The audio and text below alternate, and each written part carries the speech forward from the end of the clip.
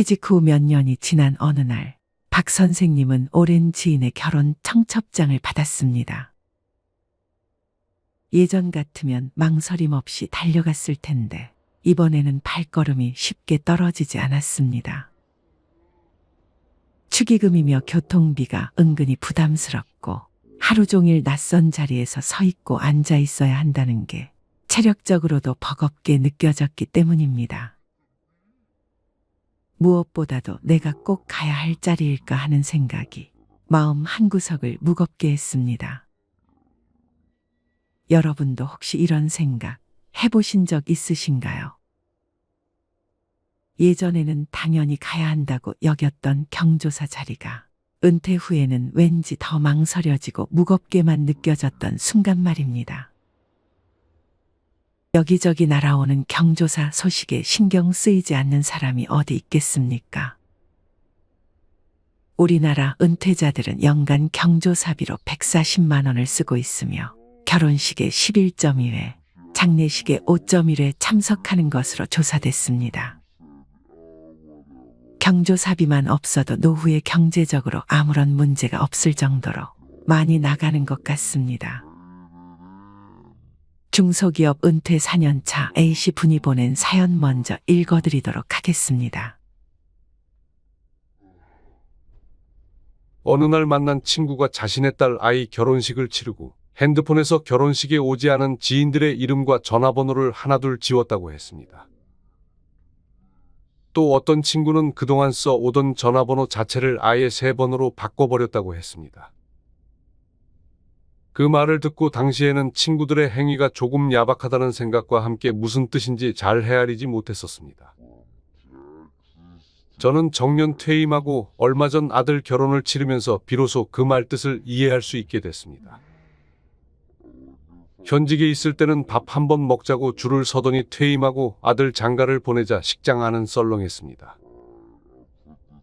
그동안 지인 자녀들의 결혼식에서 늘 느낀 점은 결혼식 자체가 지나치게 형식적이고 목적이 온통 그동안 뿌려놓은 축의금 거두는 데 있지 않나 싶어 입맛이 씁쓸할 때가 많았습니다.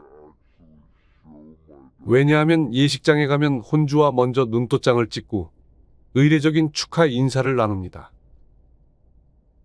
그리고 실제 예식 참석은 거의 생략한 채 축의금 내고 식사만 하고 오는 경우가 다반사였기 때문입니다. 그뿐만 아니라 바쁘게 돌아가는 세상의 주말이나 주일 예식 또한 하객들에게 또 다른 민폐라고 할 수 있습니다. 그렇다고 결혼식에 안 갈 수도 없는 것이 아직은 감내해야 할 현실이기도 합니다. 그런데 혼주인 제가 지인들을 결혼식에 초청한 까닭은 축의금도 축의금이지만 그보다는 그동안 격조해 보지 못한 얼굴들을 이번 기회에 보고 싶어서였습니다. 그리고 결혼식을 핑계 삼아 식사라도 한 끼 같이 나누고 싶어서였습니다. 그때 깨달았습니다.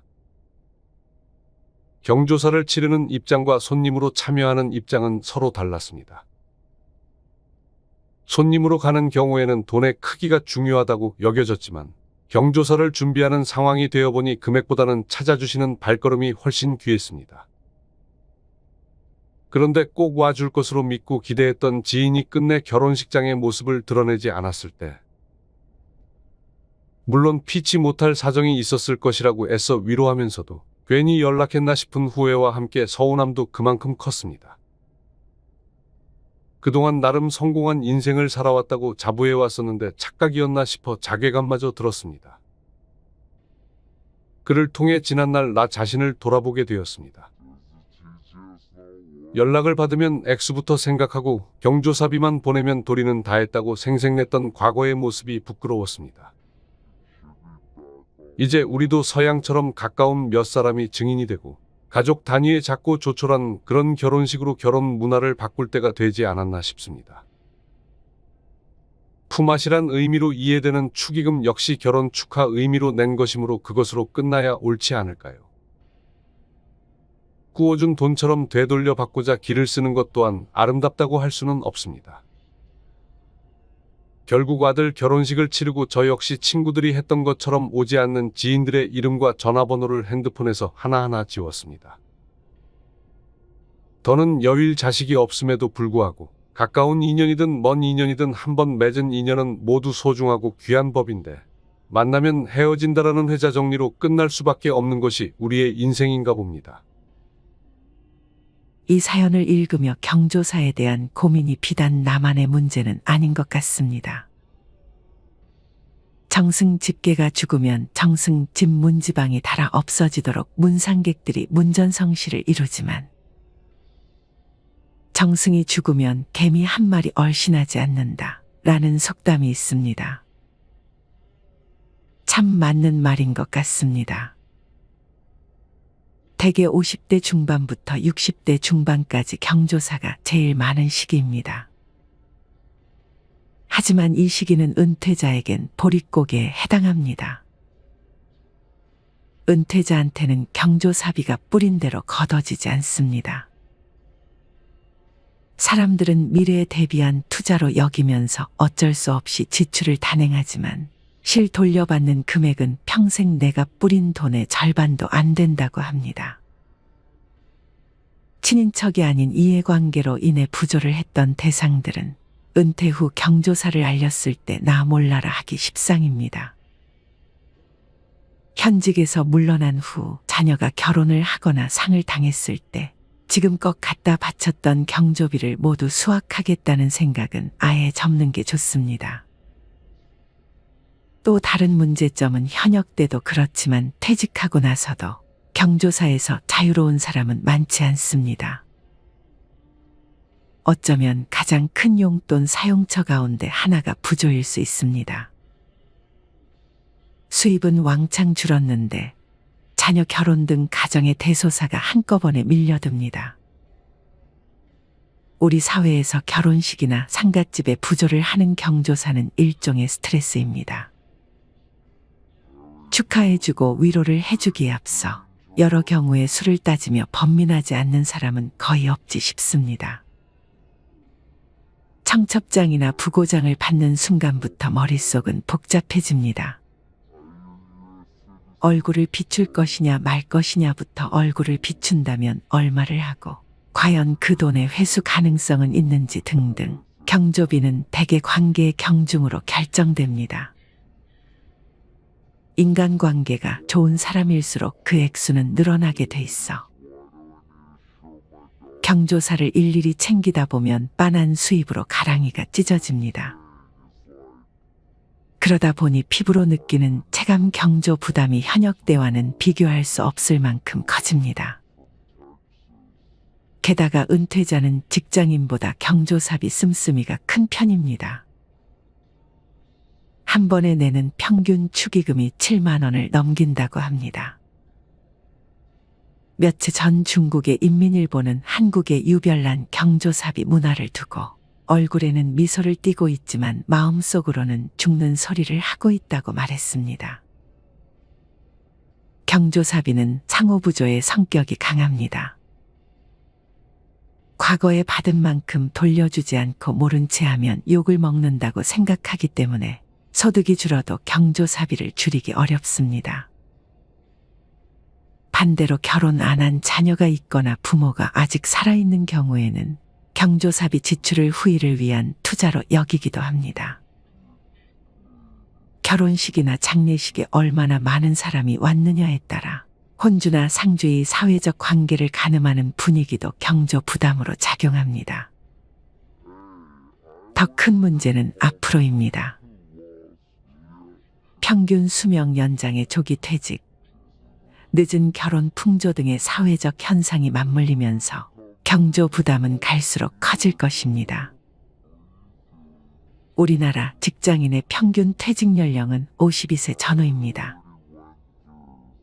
그에 반해 자녀의 결혼 연령은 점점 높아지고 있습니다. 자녀의 결혼이 늦어지면서 퇴직 후 자녀가 결혼하는 사람이 크게 늘었습니다. 수명 연장 또한 부의금 부담을 은퇴 후 시점으로 몰리게 만듭니다. 내 부모뿐 아니라 친구나 친지의 부모도 사정이 비슷하니 은퇴 후 부의금 지출이 늘어날 수밖에 없습니다. 부조금은 원래 목돈이 들어가는 행사 때 이웃이나 친척끼리 십시일반으로 돈이나 음식, 노동력을 보태 일을 잘 치르도록 돕고 자신이 닥쳤을 때 도움을 받는 상부상조의 품앗이 풍습에서 비롯됐습니다. 하지만 요즘은 이런 품앗이 풍습은 거의 사라졌습니다. 이를 대체한 것이 바로 현금 박치기, 눈 도장 찍기로 관계가 이어지는 경조사입니다. 우리는 일생을 살면서 기쁜 일, 슬픈 일을 수없이 겪으면서 살아가게 됩니다. 그럴 때마다 같이 기뻐해주고 같이 슬퍼해주는 수많은 이웃과 친구, 친척들이 있어 잘 살아가게 됩니다. 이게 얼마나 감사한 일인지 모릅니다. 그래서 부조에는 서로 축하하고 위로하는 마음이 깊게 자리해야 합니다. 부조는 인간관계에서 아름다운 인생사의 하나가 되어야지 부담이 되어서는 안 됩니다. 앞으로 경조사 부조 때문에 마음 상하거나 서운해하지 않았으면 좋겠습니다. 그래서 부조록을 보면서 정을 보낸 모두에게 감사하는 고운 마음을 가졌으면 좋겠고, 본의 아니게 뜻을 보내지 못한 사람에게도 서운해하지 않았으면 좋겠습니다. 모두 자기의 몫이고 자기의 업이기 때문입니다. 예부터 물부조보다 말부조가, 말부조보다 몸부조가 더 뜻깊다는 말이 있습니다. 직접 찾아 축하해주고 조의를 표하는 것이 마땅하나 세상 일이 그리 쉽지만 않습니다. 그래서 가까운 사람의 경조사의 따뜻한 인사말 한마디가 어떤 것보다 값진 것이 아닌가 싶습니다.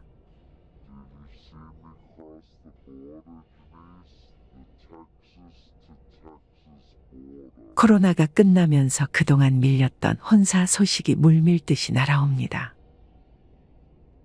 여기저기 날아오는 경조사 소식에 신경 쓰이지 않는 사람이 어디 있겠습니까? 우리나라 은퇴자들은 연간 경조사비로 140만 원을 쓰고 있으며 결혼식에 11.2회, 장례식에 5.1회 참석하는 것으로 조사됐습니다. 경조사비만 없어도 노후에 경제적으로 아무런 문제가 없을 정도로 많이 나가는 것 같습니다. 중소기업 은퇴 4년차 A씨 분이 보낸 사연 먼저 읽어드리도록 하겠습니다. 어느 날 만난 친구가 자신의 딸 아이 결혼식을 치르고 핸드폰에서 결혼식에 오지 않은 지인들의 이름과 전화번호를 하나둘 지웠다고 했습니다. 또 어떤 친구는 그동안 써오던 전화번호 자체를 아예 새 번호로 바꿔버렸다고 했습니다. 그 말을 듣고 당시에는 친구들의 행위가 조금 야박하다는 생각과 함께 무슨 뜻인지 잘 헤아리지 못했었습니다. 저는 정년 퇴임하고 얼마 전 아들 결혼을 치르면서 비로소 그 말 뜻을 이해할 수 있게 됐습니다. 현직에 있을 때는 밥 한 번 먹자고 줄을 서더니 퇴임하고 아들 장가를 보내자 식장 안은 썰렁했습니다. 그동안 지인 자녀들의 결혼식에서 늘 느낀 점은 결혼식 자체가 지나치게 형식적이고 목적이 온통 그동안 뿌려놓은 축의금 거두는 데 있지 않나 싶어 입맛이 씁쓸할 때가 많았습니다. 왜냐하면 예식장에 가면 혼주와 먼저 눈도장을 찍고 의례적인 축하 인사를 나눕니다. 그리고 실제 예식 참석은 거의 생략한 채 축의금 내고 식사만 하고 오는 경우가 다반사였기 때문입니다. 그뿐만 아니라 바쁘게 돌아가는 세상의 주말이나 주일 예식 또한 하객들에게 또 다른 민폐라고 할 수 있습니다. 그렇다고 결혼식에 안 갈 수도 없는 것이 아직은 감내해야 할 현실이기도 합니다. 그런데 혼주인 제가 지인들을 결혼식에 초청한 까닭은 축의금도 축의금이지만 그보다는 그동안 격조해 보지 못한 얼굴들을 이번 기회에 보고 싶어서였습니다. 그리고 결혼식을 핑계 삼아 식사라도 한 끼 같이 나누고 싶어서였습니다. 그때 깨달았습니다. 경조사를 치르는 입장과 손님으로 참여하는 입장은 서로 달랐습니다. 손님으로 가는 경우에는 돈의 크기가 중요하다고 여겨졌지만 경조사를 준비하는 상황이 되어보니 금액보다는 찾아주시는 발걸음이 훨씬 귀했습니다. 그런데 꼭 와줄 것으로 믿고 기대했던 지인이 끝내 결혼식장의 모습을 드러내지 않았을 때 물론 피치 못할 사정이 있었을 것이라고 애써 위로하면서도 괜히 연락했나 싶은 후회와 함께 서운함도 그만큼 컸습니다. 그동안 나름 성공한 인생을 살아왔다고 자부해 왔었는데 착각이었나 싶어 자괴감마저 들었습니다. 그를 통해 지난날 나 자신을 돌아보게 되었습니다. 연락을 받으면 액수부터 생각하고 경조사비만 보내면 도리는 다 했다고 생색냈던 과거의 모습이 부끄러웠습니다. 이제 우리도 서양처럼 가까운 몇 사람이 증인이 되고 가족 단위의 작고 조촐한 그런 결혼식으로 결혼 문화를 바꿀 때가 되지 않았나 싶습니다. 품앗이란 의미로 이해되는 축의금 역시 결혼 축하 의미로 낸 것이므로 그것으로 끝나야 옳지 않을까요? 구워준 돈처럼 되돌려 받고자 기를 쓰는 것 또한 아름답다고 할 수는 없습니다. 결국 아들 결혼식을 치르고 저 역시 친구들이 했던 것처럼 오지 않는 지인들의 이름과 전화번호를 핸드폰에서 하나하나 지웠습니다. 더는 여윌 자식이 없음에도 불구하고 가까운 인연이든 먼 인연이든 한번 맺은 인연은 모두 소중하고 귀한 법인데 만나면 헤어진다라는 회자 정리로 끝날 수밖에 없는 것이 우리의 인생인가 봅니다. 이 사연을 읽으며 경조사에 대한 고민이 비단 나만의 문제는 아닌 것 같습니다. 정승 집계가 죽으면 정승 집 문지방이 달아 없어지도록 문상객들이 문전성시를 이루지만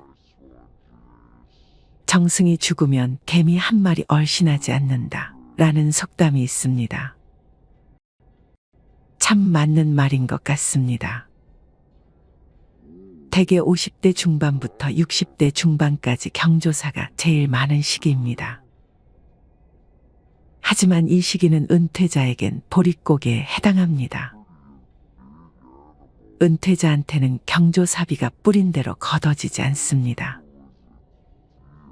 사람들은 미래에 대비한 투자로 여기면서 어쩔 수 없이 지출을 단행하지만 실 돌려받는 금액은 평생 내가 뿌린 돈의 절반도 안 된다고 합니다. 친인척이 아닌 이해관계로 인해 부조를 했던 대상들은 은퇴 후 경조사를 알렸을 때 나 몰라라 하기 십상입니다. 현직에서 물러난 후 자녀가 결혼을 하거나 상을 당했을 때 지금껏 갖다 바쳤던 경조비를 모두 수확하겠다는 생각은 아예 접는 게 좋습니다. 또 다른 문제점은 현역 때도 그렇지만 퇴직하고 나서도 경조사에서 자유로운 사람은 많지 않습니다. 어쩌면 가장 큰 용돈 사용처 가운데 하나가 부조일 수 있습니다.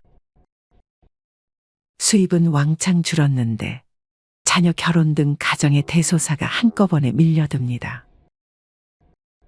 우리 사회에서 결혼식이나 상갓집에 부조를 하는 경조사는 일종의 스트레스입니다. 축하해주고 위로를 해주기에 앞서 여러 경우에 수를 따지며 번민하지 않는 사람은 거의 없지 싶습니다.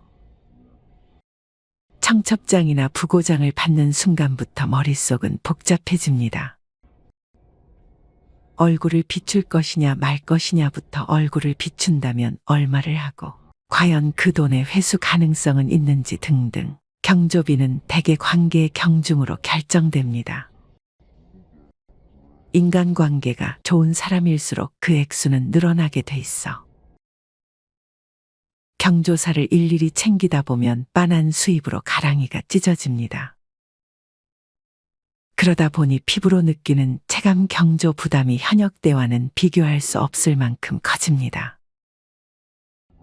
게다가 은퇴자는 직장인보다 경조사비 씀씀이가 큰 편입니다. 한 번에 내는 평균 축의금이 7만 원을 넘긴다고 합니다. 며칠 전 중국의 인민일보는 한국의 유별난 경조사비 문화를 두고 얼굴에는 미소를 띠고 있지만 마음속으로는 죽는 소리를 하고 있다고 말했습니다. 경조사비는 상호부조의 성격이 강합니다.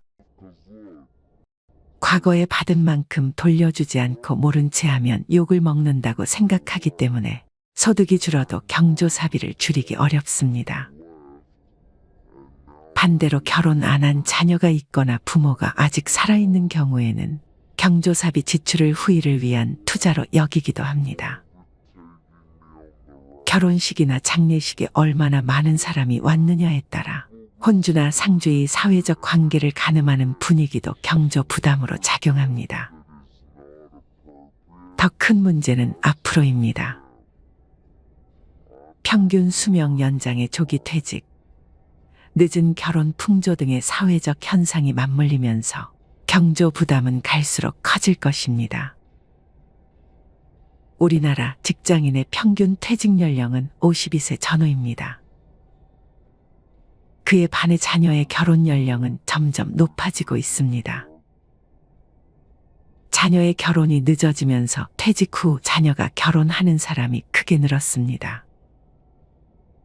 수명 연장 또한 부의금 부담을 은퇴 후 시점으로 몰리게 만듭니다. 내 부모뿐 아니라 친구나 친지의 부모도 사정이 비슷하니 은퇴 후 부의금 지출이 늘어날 수밖에 없습니다. 부조금은 원래 목돈이 들어가는 행사 때 이웃이나 친척끼리 십시일반으로 돈이나 음식, 노동력을 보태 일을 잘 치르도록 돕고 자신이 닥쳤을 때 도움을 받는 상부상조의 품앗이 풍습에서 비롯됐습니다. 하지만 요즘은 이런 품앗이 풍습은 거의 사라졌습니다.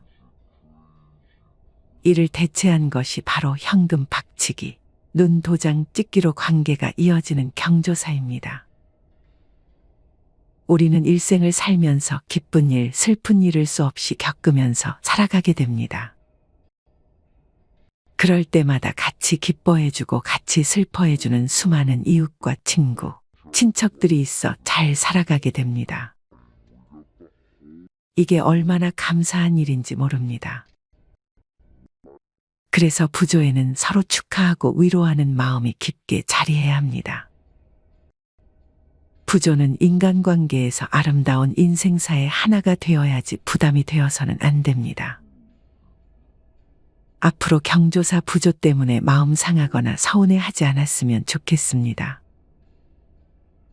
그래서 부조록을 보면서 정을 보낸 모두에게 감사하는 고운 마음을 가졌으면 좋겠고, 본의 아니게 뜻을 보내지 못한 사람에게도 서운해하지 않았으면 좋겠습니다. 모두 자기의 몫이고 자기의 업이기 때문입니다. 예부터 물부조보다 말부조가, 말부조보다 몸부조가 더 뜻깊다는 말이 있습니다. 직접 찾아 축하해주고 조의를 표하는 것이 마땅하나 세상 일이 그리 쉽지만 않습니다.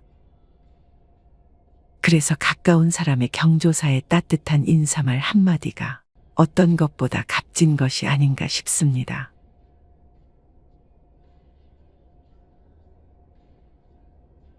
마지막으로 좋은 글 하나 소개해드리겠습니다. 이 글을 들으면서 여러분들이 살아온 인생을 한번 돌아보시길 바랍니다. 이젠 나 스스로를 사랑해야 한다. 우리는 이 세상에 올 때 혼자였다. 갈 때도 동반자가 있을 리가 없다. 사람으로 사는 것은 필경 외로운 일일 것이다. 고독을 즐기다가 새로운 인생을 만난 사람도 있고 오랜 동행의 종지부를 찍은 사람도 있다. 내 삶의 가치는 결코 타인에 의해, 타인이 만들어 놓은 상황에 의해 매겨지는 것이 아니다.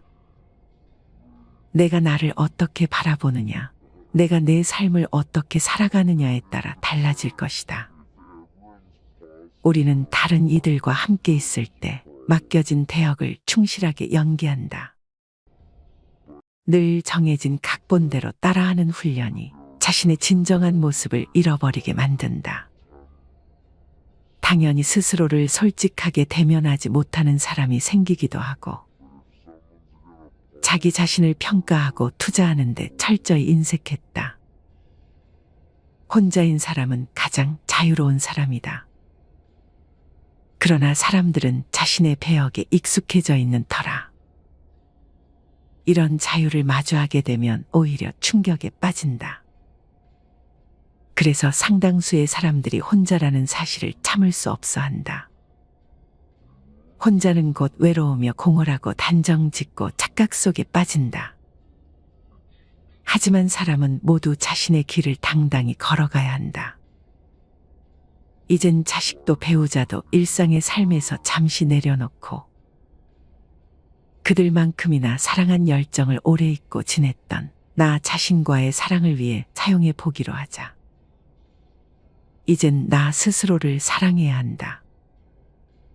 내가 나를 사랑해주지 않으면 누가 날 나만큼 사랑해줄까? 최근에 혼자만의 시간을 누려본 기억이 있는가?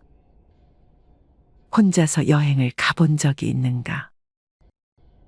스스로 고독한 여행자가 되어보자. 한밤중 덜컹거리며 달리는 기차에 앉아 창밖으로 스쳐 지나가는 불빛을 바라보자. 고독은 생각을 풍성하게 키우고 그 차원을 높여준다. 많은 생각이 부담스러운가? 생각이 많은 것은 좋은 일이다. 그것을 조용히 음미할 때 우리의 영혼은 성장한다. 열심히 가정을 지키면서 살아온 나 자신을 마음껏 칭찬하자. 열심히 일하면서 지나온 내 삶을 한껏 사랑하자. 정성껏 마음 주고 걸음 좋은 내 이웃들을 중심으로 사랑하며 칭찬하자. 이젠 이만하면 쉴 자격 충분하니 더 이상 달려가지 못하더라도 달래고 추스릴 시간을 주자. 수고했다. 애썼다.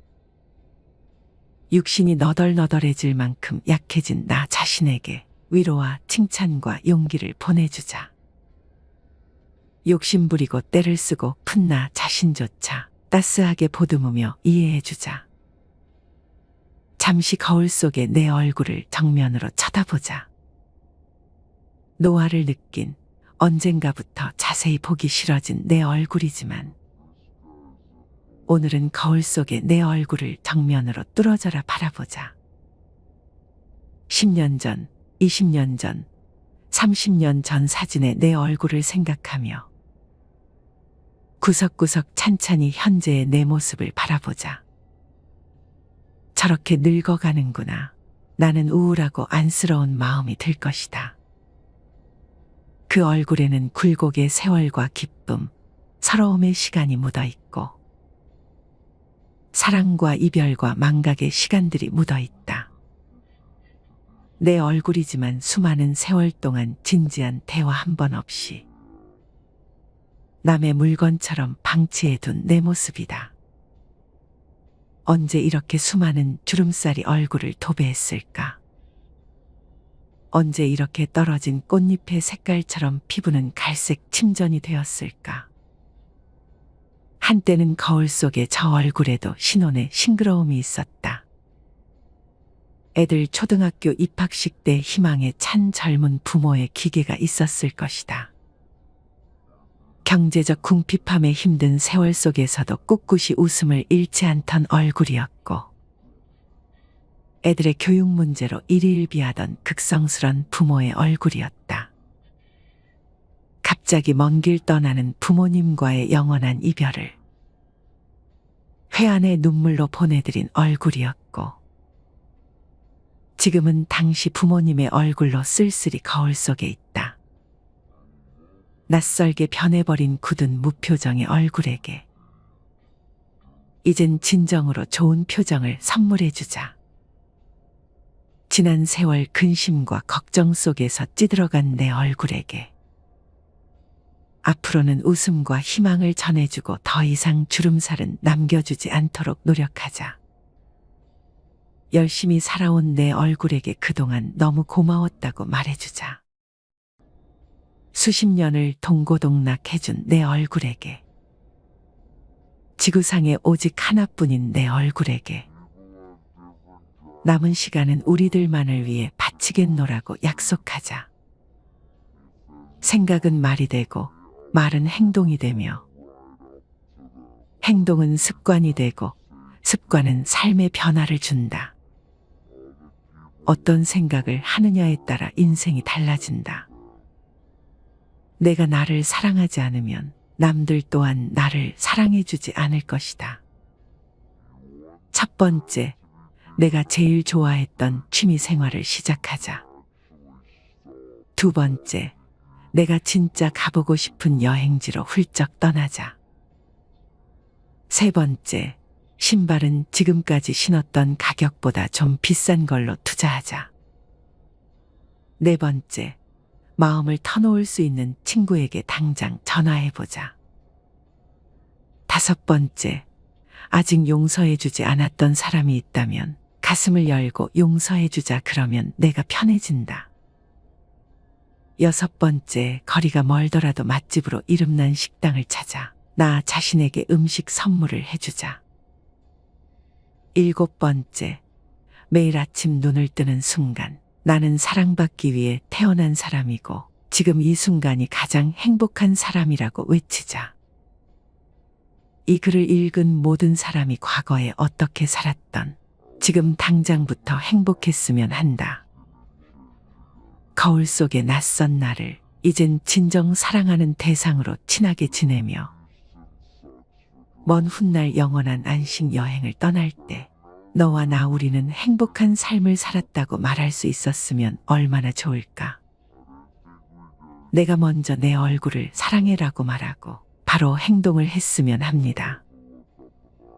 나를 없인 여기지 말고 위대하고 또 위대한 소중하고 귀한 사람이 당신임을 잊지 말고 살았으면 합니다. 나는 지구상 하나뿐인 내 얼굴을 사랑합니다. 왜냐하면 한평생 희노애락을 같이 경험하며 살아온 얼굴이니까요. 이제는 늦기 전에 인생을 즐겨라. 아주 오래 살 것처럼 행동하면 어리석다. 걷지도 못할 때까지 기다리다가 인생을 후회하지 말고 몸이 허락하는 한 가보고 싶은 곳 여행하라. 혹시 병 들더라도 겁먹거나 걱정하지 마라. 태어나서 늙고 병들고 죽는 것은 누구에게나 오는 것 아닌가. 몸은 의사에게 맡기고 목숨은 하늘에 맡기고 마음은 스스로 책임져야 한다. 자식들이나 손자에 관한 일은 눈으로 보고 귀로 듣기만 하고 입은 꼭 다무셔라. 자신이 자신을 최고로 여기고 자신을 대접하며 살다가 생로병사에 순응하며 살자. 머물듯 가는 것이 세월인 것을